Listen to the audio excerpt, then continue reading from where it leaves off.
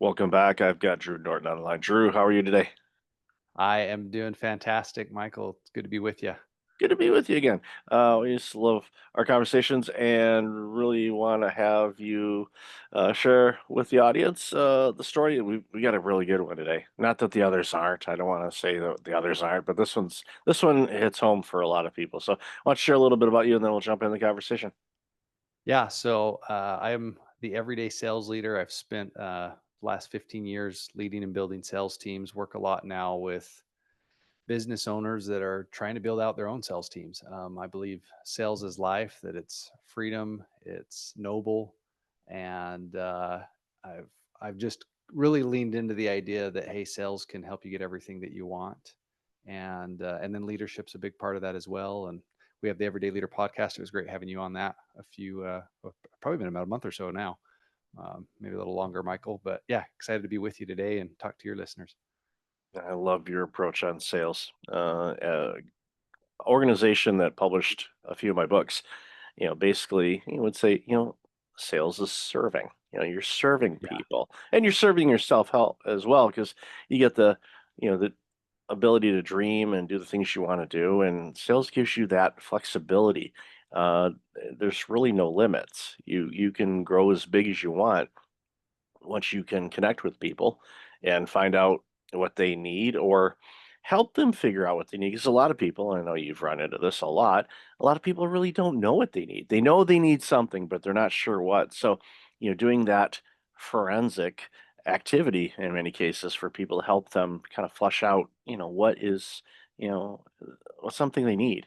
I think that goes a long way. yeah. And the thought that just came to mind as you're saying that, if you're a bit, well, one, a lot of times I hear business owners say, well, I don't sell anything. It's like, well, yeah, you do. You may not like to call it sales. You may not want to identify with that because of your experiences around what sales has been for you in the past. And my experience is most people they want, if they're meeting with you or talking to you about your business, it's often because they want they're hoping you can provide a solution for them, and they want to buy, and they want it to feel like it's their decision at the end of the day. And you can help them do that without twisting their arm. um, and yeah, I think if you have a product or service is going to help somebody, you have a moral obligation to help them see that. Absolutely. It's painting a picture. It's helping them connect with a future state in many cases of, by using this product or service, you will attain the goals and dreams that you are wanting to do. And you've been struggling with it maybe. You don't say those words, but you ask them, it's like, what's it Right. been like to, try to get this in place? And then they go, well, it's been a real tough go of it. I'm not sure what I'm doing. I can't figure out what's going on. And then you kind of help them like, okay, I can relate to that. I can understand that. You can share a story similar to what they've experienced. There's all kinds of different connectors, but ultimately, as we know, people love doing business with who they know, like, and trust, and they may have just met you, but if they feel a connection and they feel that, yeah, you're here to help them get to where they want to go, you do that enough. Zig Ziglar taught us that, and so did many others. And you help enough people get what they want, well, they're going to help you get what you want. And it's funny, helping each other makes us all better. It's one of those things that I think a lot of people forget, but at the Yeah. core, that's what it's all about. It's about helping people get to where they want to be, and again, that helps you get to where you want to be.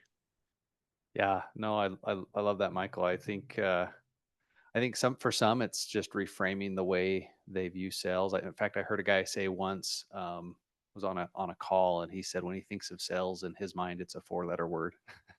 And if you own a business and you're trying to show up and help someone, and you feel all you feel is limitations and negativity around trying to help them, that's that can be really challenging. And so sometimes just reframing the way you view it, hey, I'm a servant leader, I'm the ultimate guide, I'm going to challenge you, I'm going to support you. Sometimes reframing it can be really helpful. And I get it. I used to, for early in my sales career, I did anything and everything but admit I was a sales representative. I didn't. I had some of those limiting beliefs and stigmas. There were stigmas in my mind around it. Less about what I was doing for people, and more how I thought people viewed me because I was in sales. Well, one thing that's helped me is, whenever I get any type of sales pitch or promotion or someone inquiring about something, I put myself as much as I can, in their shoes to go, okay, what are they attempting to accomplish here? Well, they're trying to grow their business. They're trying to cause impact in their own lives, and they're offering a product or service that they think would be beneficial to me. It may or may not be. I don't know yet. But I'll look at it if I think it's something that would be a fit. Sometimes I'll get pitches. I'm like, I don't think you did the research right, or the AI algorithm didn't do it right, or somehow I ended up on a dental list. For some reason, they think I'm a dentist. Like, I go to the dentist to get my teeth cleaned, and they tell you all the things they always tell you because it's in their playbook. But they say, well, there's no cavities, no issues, but you need to do this and this more. Okay, you just have to check that box off, right? Because I'm doing that already because I don't have any issues with my teeth, knock on wood. But somehow I got on a list and they think I'm a dentist. So I get all kinds of pitches, which is interesting because you get to understand the dynamics of an industry that I don't work in. And you're like, oh, okay. And there's a lot of similarities across a lot of endeavors, but it's to the point now where depending on my mood, I may respond with something sarcastic, not hurtful, but like, dude, I feel bad, but that email list that you bought is garbage because I'm not a dentist and I don't know how many people on that list are also similar to me and not being a dentist. I feel for you. You paid for something that really isn't helping you. So maybe reach out to that company and say, "Hey, maybe they won't give you your money back, but you can certainly ask because like this isn't a good list, dude. You're gonna have to clean it up." But again, it's one of those things when you talk to people, that have, a sales background or sales career, they're one of those species, they're human, of course, but they're wired in such a way where if you're good at serving and selling things, you can sell anything. You don't have to understand the complete 180,000 page manual of a product. You have to know, is it going to make things easier for that customer? And when you're good at it, you're set. That it's the one career that if you're looking for work, if you can sell, you're going to find work. Yep. Yeah. No, I tell when I was running sales teams, I was often working with lots of young people, college age or just getting out of college that would Hmm. uh, those were the hungry people we liked to bring on. Yeah. And I'd tell them, look, you if you do well in sales, you'll never need a resume. Like if Hmm. you're in sales, people will constantly be reaching out to you and asking you and recruiting you and sometimes begging you to come work with them. Hmm. It's a skill set that, to your point, Michael's universal. Oh, you're muted, Michael, I think. Oh, sorry. No, thank you. Yeah, it's one of those skills that it goes hand in hand with leadership, and a lot of people don't think that, but I see it, and I know you do as well because you work in both arenas. So help people kind of understand where sales and leadership, get married to each other and how it can help you being a better leader, if Yeah. you have a better grasp of what selling is all about. Yeah. It's really interesting because I actually don't believe it goes both ways. I believe selling is a form of leadership in a sense. And just because somebody's a good sales representative doesn't often mean they're going to be a great leader. One of the big problems I see in organizations is they'll sometimes take the best, their A player salesperson, put them in a leadership role, and that's not the best fit every single time. And at the same time, where I believe that selling is leadership, a leader is somebody that helps you see things you couldn't see on your own, or helps you go places you couldn't go before. And if you have the ability to sell, you're going to use that when you lead a team and when you lead people and when you show them a vision, or when your company makes a change and you've got to get buy-in from the people on your team. Like, leaders have to be able to sell their people and show them, hey, this is how this is going to benefit you and benefit us and benefit our organization. And so I don't I think often a good leader typically has the ability to sell, and just because you sell doesn't always make you a great leader. Yeah, I remember having to sell the idea of people trusting me as an interim leader for a healthcare organization that was just a toxic cesspool is a polite way to call it. It was horrible. Just the turnover annually was ridiculous. No one trusted Mhm, anybody. It was just a bad, bad place. And I turned it around in about a year because I was able to sell the dream of and the reality of it doesn't have to be mhm, this way. And I mhm, involved people. I got to understand what their concerns were, address them, brought them out in the open. Didn't just burying them in the junk drawer. Come on out. Let's have this difficult conversation and let's get this aired out. And more often than not, it was just miscommunication or misunderstanding of situations. And once they got cleared out, all of a sudden those really dark, stormy clouds started to break and you started seeing the sun and oh wow, this actually worked out well. So there's a lot of techniques and skills that you pick up in sales that obviously can help you in leadership, but I agree with you too. I've seen some of the greatest technicians and great at their craft and you put them into a leadership or a manager role and it's an unmitigated disaster because they didn't know how to do things leading people with different backgrounds and perspectives and approaches and it's not an easy adventure to be a leader. It isn't. It's definitely not for the meek, but yeah, it's so worth it. yeah. Well, and I would say the difference is the good leader. There's some characteristics of who they are at their core. It's not just about the ability to talk. It's, hey, I show up and I'm consistent. I am who I say I am. I have integrity. I have trust. And a good salesperson should have a lot of those things too. And often what I found is salespeople, we have shiny object syndrome. We're just chasing the next deal. And so sometimes that ultimate focus makes you really good at sales, and sometimes isn't great in a leadership role, where a leader's got to be a little more well-rounded. They've got to be able to understand the dynamics, maybe even be able to wear multiple hats in an organization. Doesn't mean they do everything, but understand how it all plays together. Yeah, I want to also have you share a story of basically how sales can save a life. And this is one of those things where people are going, what do you mean by that? So why don't you share a little bit about your story? Yeah, so I love to use the phrase "sales is life," and I really believe you can't improve at sales and not see it improve every area of your life.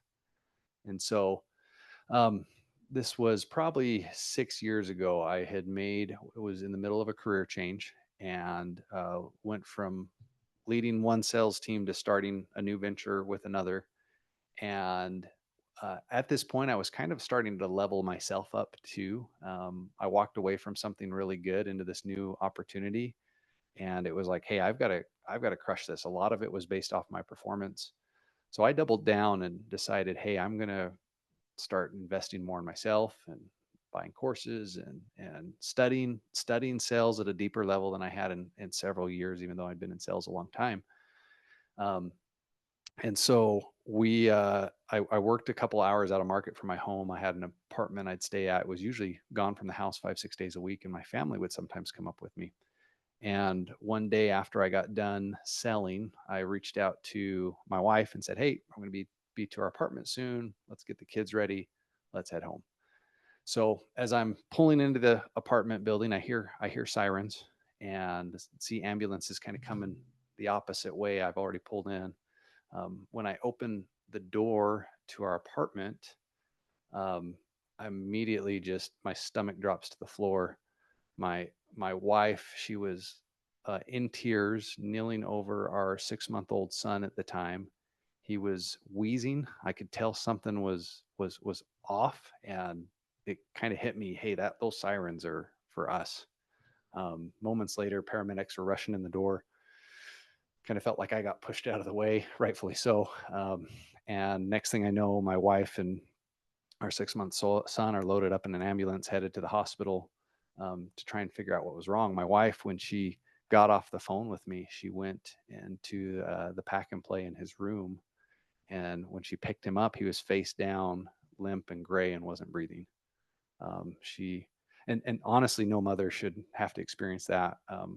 She did CPR. She saved his life. There's I could probably tell this an hour long version of this story. There was lots of miracles that day.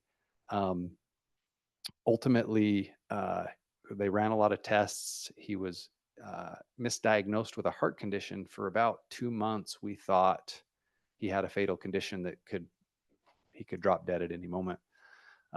What ended up being the case is we think what happened, we knew he had a hernia. He had a hernia and he was getting ready to have surgery for that hernia. He'd rolled over and was face down, and where he was laying in the pack and play, the slat was, after looking at it, was broken. And we think he got his face caught in the pack and play and just couldn't lift his head up or roll over and get out of it and was suffocating. Um, He's set about to turn 7. He's doing amazing now, no issues. And as you can probably imagine, my wife, going through that, she faced a lot of anxiety, PTSD, just a lot of trauma that came from that event. And so despite the miracles, it was a very difficult time the next year and a half, 2 years. She dealt with a lot of stress, a lot of guilt. She did therapy, a lot of prayer, and it took 2 years till she felt like she was finally back to normal. And during that time, we had some of the best conversations we'd ever had, um, as husband and wife.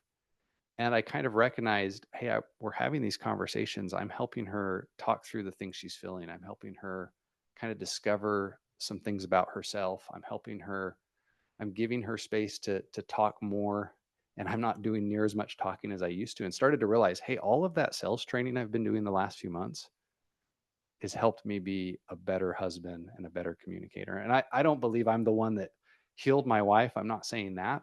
And where I used to believe that, hey, I moved into this career and made this change for money and impact and for what it was going to do for my life, and it did great things.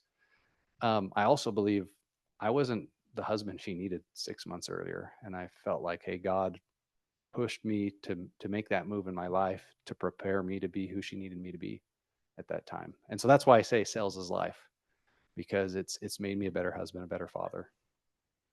Yeah, I think it made a huge difference in you because when you're selling and leadership and all of that, a lot of times we see them. A lot of salespeople do a lot of talking, and you just created a safe space for her to share what she was feeling without judgment from you or trying to.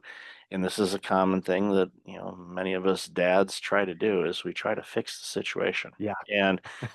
and yeah, we put on the cape and we fly in and we try to fix the situation, and we end up making it a whole lot worse. It's just letting it be, letting them feel the mess of feelings that they're feeling. And when you're dealing with a trauma or anything, as huge as that, it can be even a small thing, but that obviously was a gigantic one.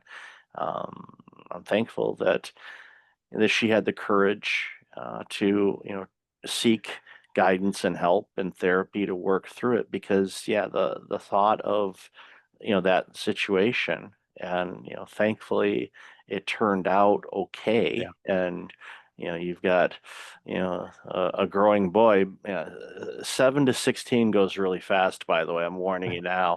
Or in their 20s. My oldest is going to be 27 next year. Yeah, so yeah, I'm like, what? How's that work? I don't understand that math. Even though my original career was accounting, I could do math, but it's still mind-boggling. It goes really quick, and yeah. thankfully, you get to see it. But yeah, going through all of that, you're being a really good salesperson is being someone who can listen and can Mhm. comprehend. And in many of us, it's just natural. We hear for things, we're like, okay, they're going to say this, and then I'm going to offer them this. And sometimes you're like, I just need to see what they are looking for. And it's okay if you don't have that to offer them. And I know for a lot of salespeople, like, are you kidding me? That's a lost sale. No, You know what? I've seen that and I've done that myself. It's like, I don't think I can be helpful for you in this, but I know somebody that I think might, and referred them, worked out really well. And years later, they came back and they had something that they needed that I could do that. And Mm, they intentionally came back to me because they remembered that moment saying, "You weren't trying to sell me." I'm like, "No, I was trying to help you." And I realized I could fumble mhm. around and do it, but I'd much rather pair you up with somebody that I know that would, in all likelihood, be a really good match for you to help you accomplish what you're trying to accomplish here. And I've done that throughout my life, and I take great pride in that. And I don't ask for, can I get a 20% referral? No, I don't. If they want to give me something, great. Okay, I'll receive it graciously. But that's not why I'm doing it. I'm doing it to help people because if enough of us help each other, we see what the benefits are. We see how humanity Yeah, improves. We see how people are happier and healthier. And in this world, we need more happier and healthier people. yeah, absolutely. When I think about the best interactions I've had with a salesperson or with a leader, usually they're curious. They're not afraid to ask me a lot of questions. Often, when I say something, instead of just blurting out what they think, they ask another question or they ask what I mean by that. They get me to say more. And it's interesting. Often, that great salesperson and that great leader, you at the end, if they've done a good job, you feel like they haven't sold you anything. That you're the hero at the end because you feel like you figured out what the problem and the answer. And if you're in sales, it's even better when the answer is you. And to your point, I think I found just getting really curious and at the same time being really comfortable, like not worried about what the outcome's going to be. If I can just show up and, hey, if I can help this person, I'm going to help them. If it's not with me, I'm going to send them somewhere. If it is with me, I'm going to show them exactly how I'll help them. Um, when you're comfortable and you're not worried about the results, it allows you to show up with way more confidence. It's all about being comfortable, people. So, love this conversation. Where can people find out more about you, your podcast, and everything else you're doing? Yeah. So pretty easy to find on social media, Instagram, YouTube, LinkedIn, the Everyday Sales Leader, Drew Norton. If you search me, I should pop right up. Or my website, theeverydaysalesleader.com. Awesome. I'll definitely have that in the show notes. So, always good talking with you. Thank you again for this. Yep. Thank you for sharing that story. I know it's sometimes it's hard to share those, deeply personal ones, but it puts the human back into things, and I think that's what's so Yeah. important, especially now, and as always, but especially now. People need Yep. those stories to help them, reconnect with what's important in life. So, thank you again for being on the show. Really appreciate it. Thanks, Michael.